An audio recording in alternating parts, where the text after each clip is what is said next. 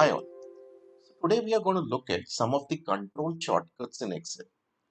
So I have in front of me dummy data and I'll first start off with control A. So suppose if I want to select the whole array, I'll just press control A, it selects the whole array. If I want to select the whole Excel sheet, I'll just click on the symbol at the top left hand and the whole sheet gets selected. So control A selects the whole array. Then if I want to make any particular element bold, so I'll select on that element and press Control B.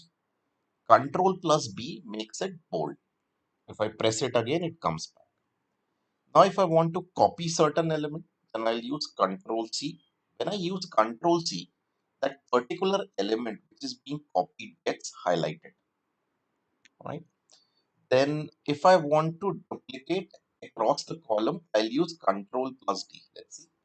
Suppose if I write name over here. Now if I move one step down across the column, and if I use Control D, it's duplicating across the column. So if I want to duplicate across the column, I'll use Control plus D. Then we have Control F. If I press Control F, what it tells me is find. So let's say if I want to find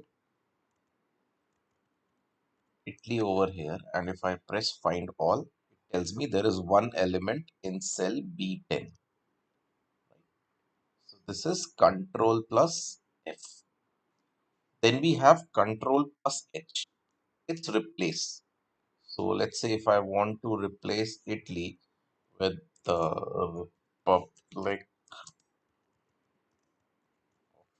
Italy, if I press it gets replaced.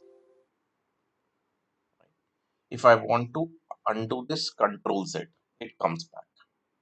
So that was Control H. Control H is for replace. Okay. If I want to turn certain elements into italics form, I'll use Control plus I. So Control I turns that element into italics. If I press Control I again, it comes back. So these are some of the shortcuts from Control A to Control I. Right. So in case this video was helpful, please do like the video and please subscribe to my channel for more such videos. Thank you guys for your valuable time.